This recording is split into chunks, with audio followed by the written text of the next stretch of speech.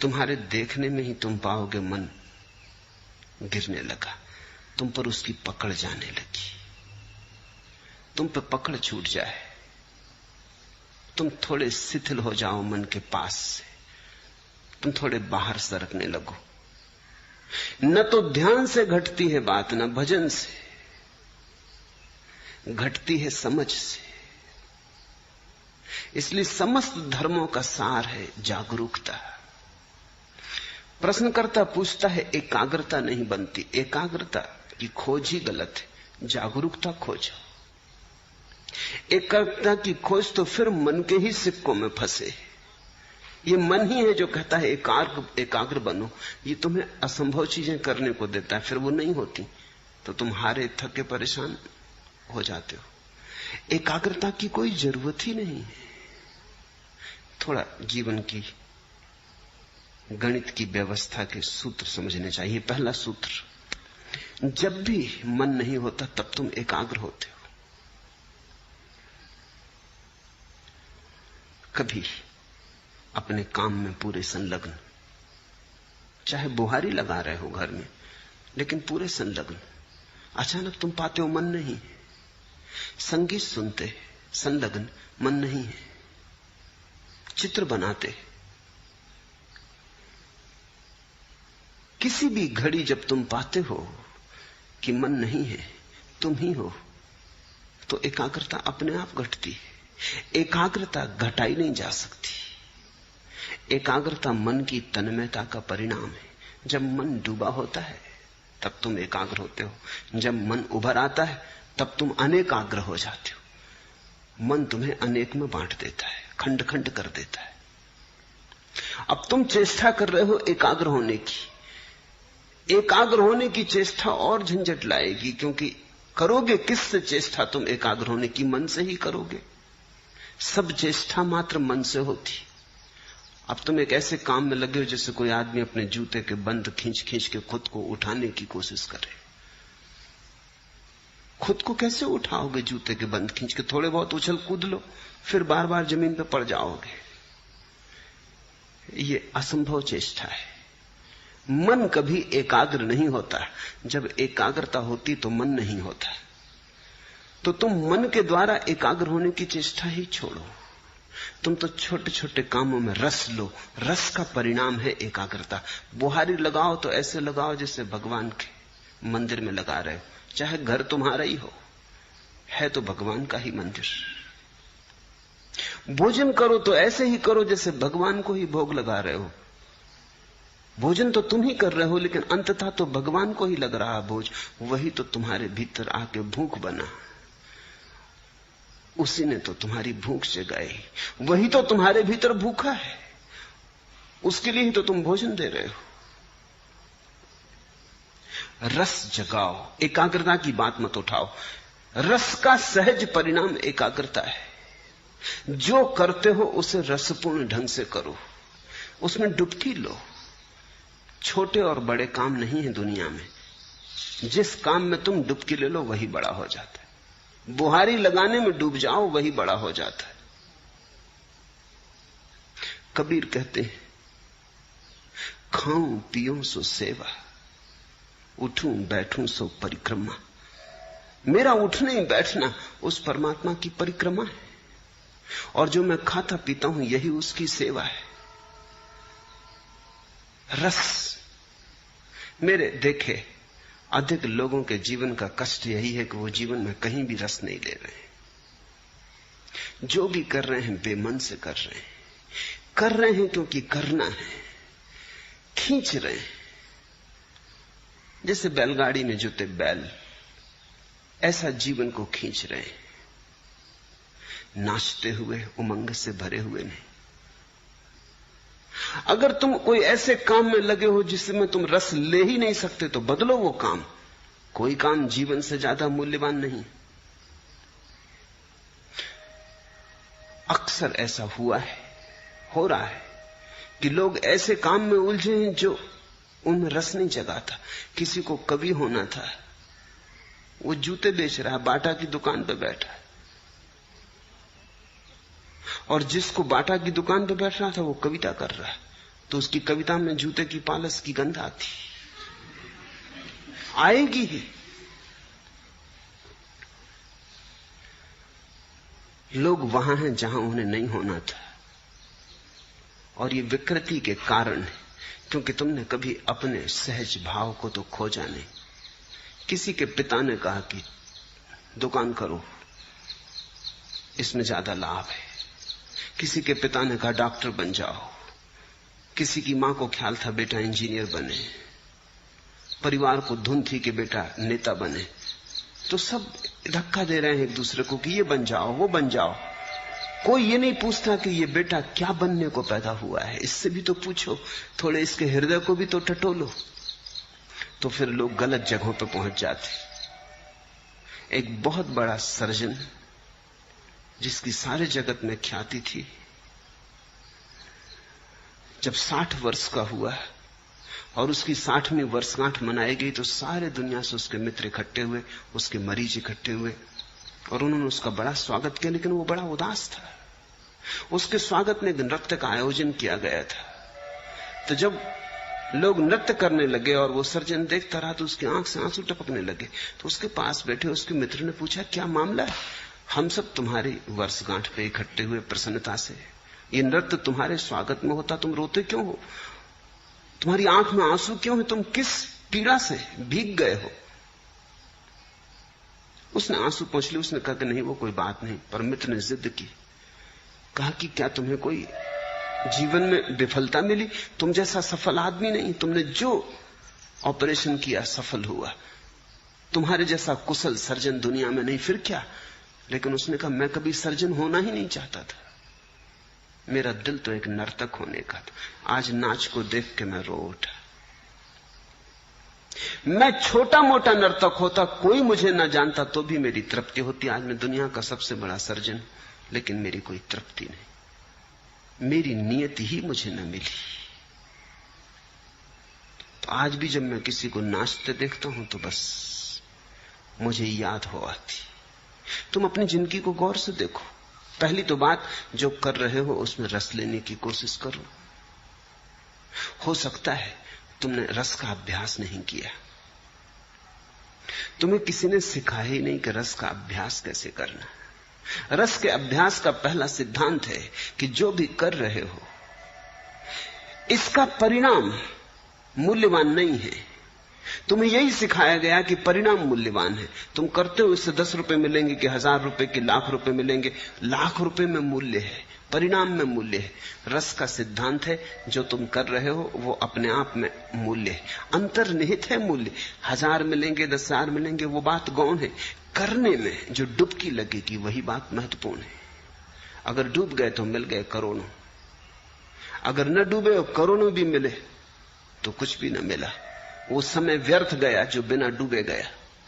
वो दिन व्यर्थ ही बीते जो बिना डूबे बीते। जब रस धारणा बही तो तुम जिए न जिए बराबर। रस विमुग्धता में ही जीवन है। तो पहली तो बात, जो कर रहे हो, तुमसे नहीं कहता कि जल्दी बदलने में लग जाना, क्योंकि हो सकता है तुम अपना काम भी बदल लो और रस ना आए, क्योंकि रस आने की तुम्हारी आदत ही ना रही हो, तुमने रस बनाने की बात ही ना बनाई हो। तो पहले तो जो कर रहे हो उसमें रस लेने की कोशिश करना। 100 में 50 मौके तो ऐसे हैं कि तुम उसी में रस ले पाओगे। रस लेते ही एकाग्रता हो जाएगी। देखा, स्कूल में छोटे बच्चे पढ़ते, बाहर चिड़िया गुनगुनाने लगी गीत, बच्चा एकटक होकर सुनने लगता है। शिक्षक डंडा पीटता है टेबल पर कि यहां ध्यान दो, एकाग्रता करो। एकाग्रता बच्चा कर ही रहा है, मगर शिक्षक पे नहीं कर रहा। ये बात सच है। ये ब्लैक बोर्ड पे नहीं कर रहा, ब्लैक बोर्ड पे लिखे अक्षरों पे नहीं कर रहा। लड़का तो एकाग्रता कर ही रहा है, एकाग्रता तो हो ही रही। वो जो चिड़िया गीत गा रही वो उसे सुन रहा है। शिक्षक कहता है एकाग्रता करो, मन को ऐसा विचलित मत करो। बात बिल्कुल गलत कह रहा है शिक्षक। शिक्षक उसके मन को विचलित करने की कोशिश कर रहा है। वो एकाग्र है। अगर कोई बाधा न दे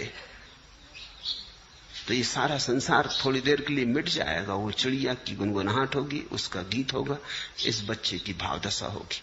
और ये एक बात सीख लेगा रस की। रस चूंकि उसे चिड़िया के गीत में आ रहा है, इसलिए एकाग्र हो गया है। उसी कक्षा में ऐसे बच्चे भी होंगे जिन्हें रस गणित के सवाल में आ रहा है, वो वहां एकाग्र हो गए।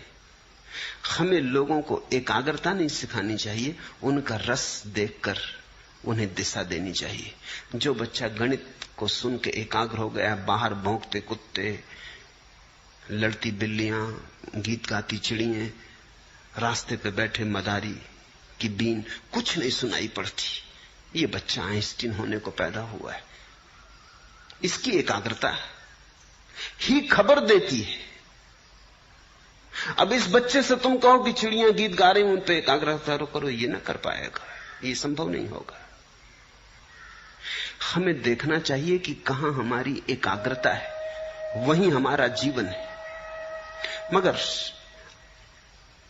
आज अचानक जीवन बदलने का तुम्हारे हाथ में उपाय नहीं। आज तो पहचानने का भी उपाय नहीं कि कहां तुम्हारी एकाग्रता होती। तुम तो भूल ही गए, तुम्हारे जीवन की सारी व्यवस्था उल्टी सीधी हो गई।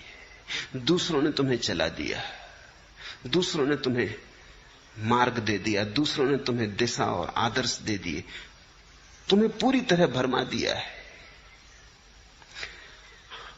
पहले तो जो काम कर रहे हो उसमें रस लेने की आकांक्षा जगाओ। जो काम कर रहे हो उसे इतने भाव से करो, इतनी मगनता से करो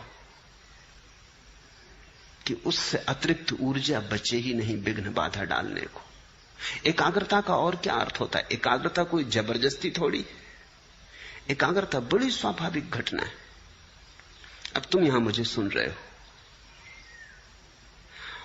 जिनको मेरी बात में रस आ रहा है वो एकाग्र है। एकाग्रता कर थोड़ी रहे हो, एकाग्रता हो रही है, इसे समझने की कोशिश करो। तुम्हारे करने की थोड़ी बात है। तुम थोड़ी के बैठे हो सब मांसपेशियों को खींच के और आंखें मुझ पे गड़ा के और चेष्टा कर रहे हो कि एकाग्रता। ऐसी एकाग्रता करोगे तो तुम सुन ही ना पाओगे जो मैं कह रहा हूं। एकाग्रता सहज है, तुम्हें रस आ रहा है, उसी रस कारण तुम चल आए हो, उसी रस के कारण तुम रोज चलते आए हो, वही रस तुम्हें लाता रहा है। रस है तो एकाग्रता है, तो तुम रस को जगाओ, एकाग्रता की बात ही छोड़ दो। अगर रस जगे ही ना तो फिर समझो, फिर हिम्मत करो, साहस करो, बदलो उस व्यवस्था को जिसमें रस नहीं जगता। हो सकती है वो व्यवस्था तुम्हारे लिए नहीं। तो दरिद्र हो जाना बेहतर है समृद्ध होने की बजाय। सड़क का भिखारी हो जाना बेहतर है सम्राट होने की बजाय, अगर रस आ जाए। क्योंकि रस ही सम्राट बनाता है। तो कभी कभी तुम किसी भिखारी के चेहरे पर ऐसी आभा देखोगे जो सम्राटों के चेहरों पर नहीं दिखती। रस विमुग्ध है, वो अपने काम में लीन है। रथचाइल्ड ने अपनी आत्मकथा में लिखा है कि एक भिखारी आया, 5 बजे सुबह उसका दरवाजा खटखटाने लगा। वो बड़ा नाखुश हुआ। 5 बजे सुबह नींद से भरे उसको उठाया, वो बड़ा झल्लाता हुआ बाहर आया। ऐसे वो देना पसंद करता था, दान उसका रस था। लेकिन ये कोई वक्त है? तो उसने भिखारी को कहा, सुनो जी, ये कोई समय है? भिखारी ने कहा कि आप भी सुनो, आप बैंकिंग का धंधा करते हो, मैं कोई सलाह तो देता नहीं, ये हमारा धंधा है, इसमें हम सलाह किसी की मानते नहीं।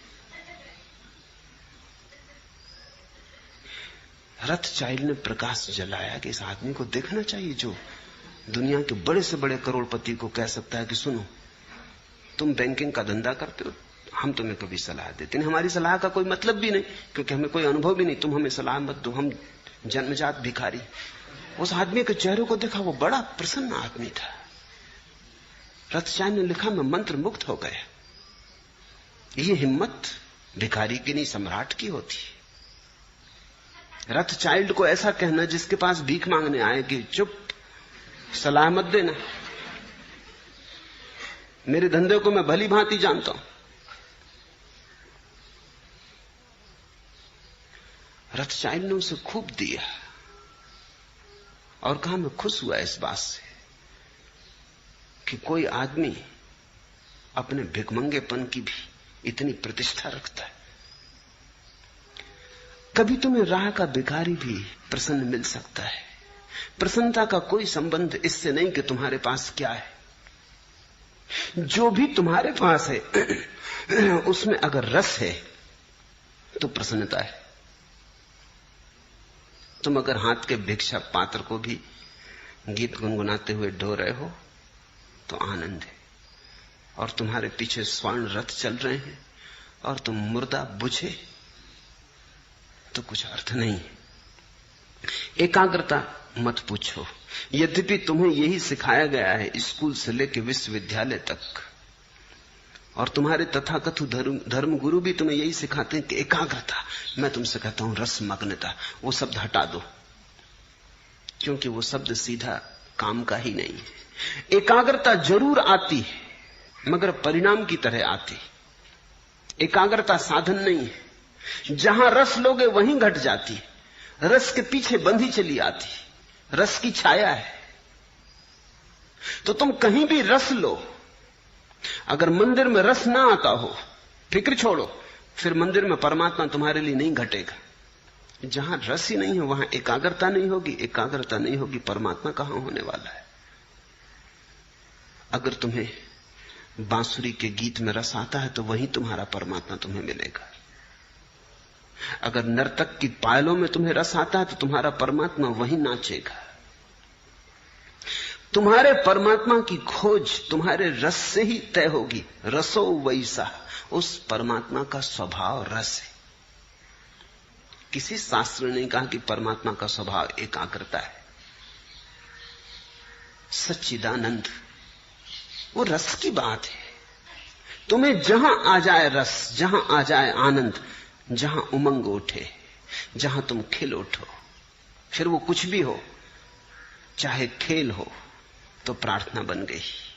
और ऐसे तुम बैठे बैठे प्रार्थना करते रहो, भजन करते रहो, ध्यान करते रहो, रस उमगे नहीं, मेघ मलार बजे नहीं, हृदय गुनगुनाए नहीं।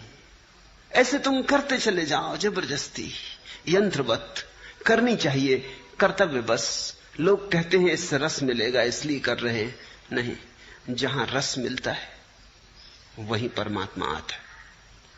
इसलिए मैं तुमसे कहता हूं कि मेरे पास तुम्हें देने के लिए कोई अनुशासन नहीं है, क्योंकि अनुशासन कोई भी होगा पराया होगा, दूसरे का होगा। तुम्हें अपना अनुशासन खोजना पड़ेगा।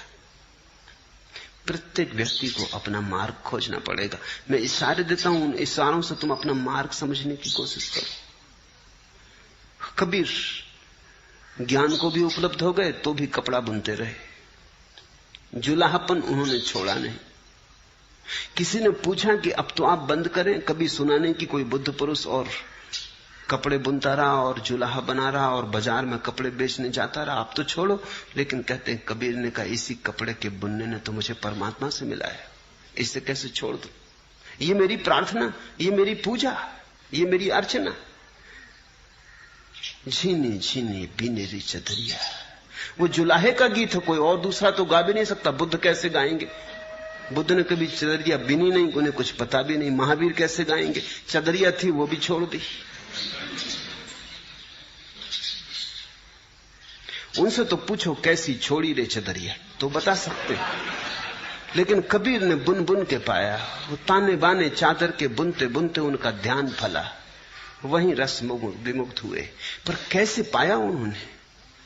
क्योंकि हमें बुद्ध की बात समझ में आ जाती है कि दूर बोधि वृक्ष के नीचे ध्यान में बैठे हुए, कि महावीर वनों में पर्वतों में एकांत में 12 वर्ष मौन में खड़े हुए। कबीर कपड़ा बुन बुन के पा लिए, रस से बुना होगा। कबीर कहते थे राम के लिए बुन रहा हूं। सभी ग्राहकों में राम देखते थे।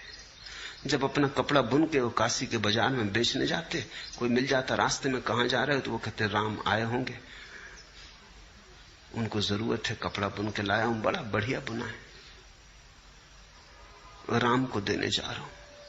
जब कोई ग्राहक उनसे कपड़ा खरीदता तो वो कहते संभाल के रखना राम, बड़ी मेहनत से बुना है, बड़े रस से बुना है। कपड़ा ही नहीं है, पीढ़ी दर पीढ़ी चले ऐसी मजबूती से बुना है। अपने प्राण उंडेले। तो जिसको ग्राहक में राम दिखाई पड़े, अब उसे किसी बोधि वृक्ष के नीचे जाने की जरूरत ना रही। सभी लोग बोधि वृक्ष के नीचे जा भी नहीं सकते, और अच्छा है कि जाते नहीं तो बड़ी झंझट खड़ी हो जाए। एकाध बुद्ध बोधि वृक्ष के नीचे बैठता है, चलता है। एकाध महावीर मौन खड़ा हो जाता, चलता है।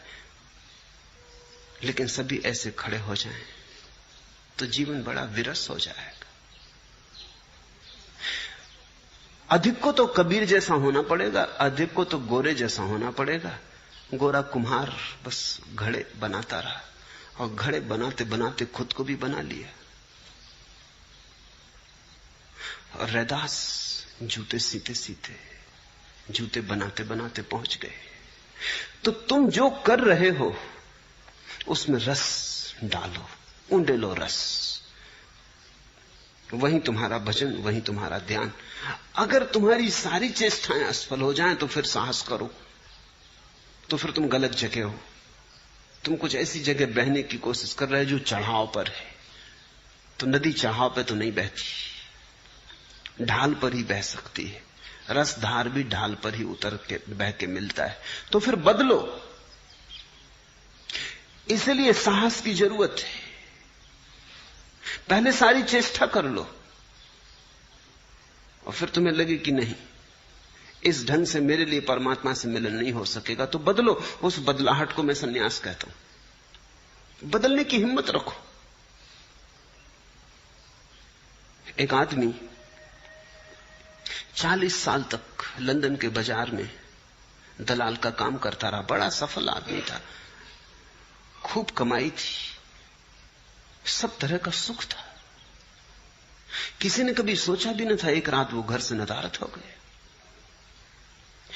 पत्नी भी भरोसा ना कर सकी, बेटे भी भरोसा ना कर सके, मित्र भी भरोसा ना कर सके, काम धंधे में जो लोगों संबंध था वो भी भरोसा ना कर सके।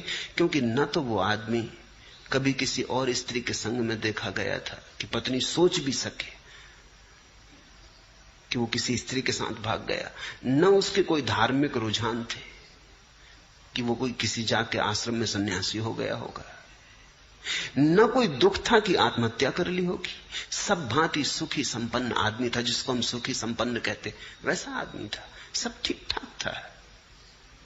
कोई 3 साल बाद उस आदमी का पता चला कि वो पेरिस में चित्रकला सीख रहा है। भिखमंगे की हालत हो गई है। भागे उसके मित्र, उसने कहा तुमने ये क्या किया? तुम्हारे पास सब था, सब ठीक था। उसने कहा वही अड़चन थी, सब ठीक था, कहीं कुछ गड़बड़ ना थी, लेकिन कोई प्रफुल्लता ना थी, कहीं कोई उमंग ना थी। सब ठीक चल रहा था और सब ठीक में चला रहा था, लेकिन कोई रसधार न बह रही थी। मेरे जीवन में सदा से आकांक्षा थी कि चित्रकार बनूं, दलाल बनना मैंने कभी चाहा न था। वो सफलता संयोगिक थी। अब मैं खुश, मेरे पास अब कुछ भी नहीं है। चित्र बनाता हूं, बिक जाते हैं तो भोजन के लायक, कपड़े के लायक इंतजाम कर पाता हूं। अपने पास रहने का छप्पर भी नहीं, एक मित्र के कमरे में बना हूं, रह रहा हूं, लेकिन वापस मुझे जाना नहीं। मैं प्रसन्न। और जो मित्र गए थे उन्होंने देखा कि वो आदमी एक अद्भुत ऊर्जा से, एक अद्भुत आभा से भरा था। सूख गया था शरीर उसका, लेकिन एक रोशनी थी।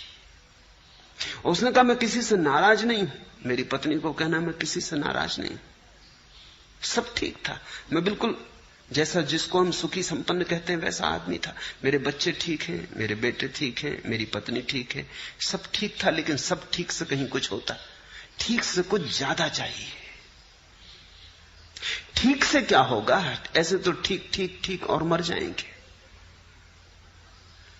सुविधापूर्वक जी लिए और मर गए, नाच तो पैदा ही ना हुआ, जीवन में फूल तो खिले ही नहीं, लौटा नहीं वापस।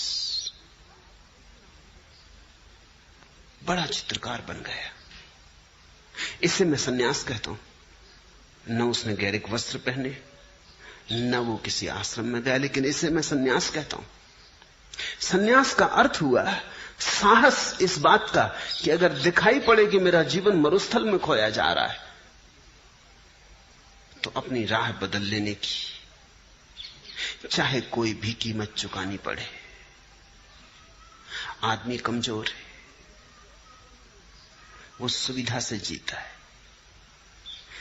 चाहे कुछ ना मिले लेकिन सुविधा तो है, सुरक्षा तो है, कुछ ना मिले। इसलिए ये सारे प्रश्न उठते हैं कि एकाग्रता कैसे सधे। तो पहले तो कोशिश करना, सध जाए तो शुभ। चेष्टा करने से 50% मौके हैं सध जाएगी, न सधे तो हिम्मत करना, देर मत लगाना, क्योंकि जिंदगी रोज हाथ से सरकी जाती। जिंदगी उन्हीं की है जो हिम्मत से जिंदगी को बदलने के लिए तैयार होते, नहीं तो जिंदगी बह जाती चिकने घड़े के ऊपर जैसे वर्षा का जल बह जाता, कुछ भरता करता नहीं, या उल्टे घड़े पर जैसे वर्षा गिरती रहती, टप टप बहुत आवाज शोरगुल मचता, लेकिन घड़ा खाली खाली रहता, उल्टा रखा है। तो जरा गौर से देखना, तुम्हारा घड़ा अगर भरता ना हो तो कहीं उल्टा तो नहीं रखा है। तो न तो मौलिक सवाल ध्यान का है न भजन का है, मौलिक सवाल समझ का है। उम्मीद है ये वीडियो अच्छी लगी होगी। अच्छी लगी हो तो इसे लाइक जरूर करना। ऐसी ही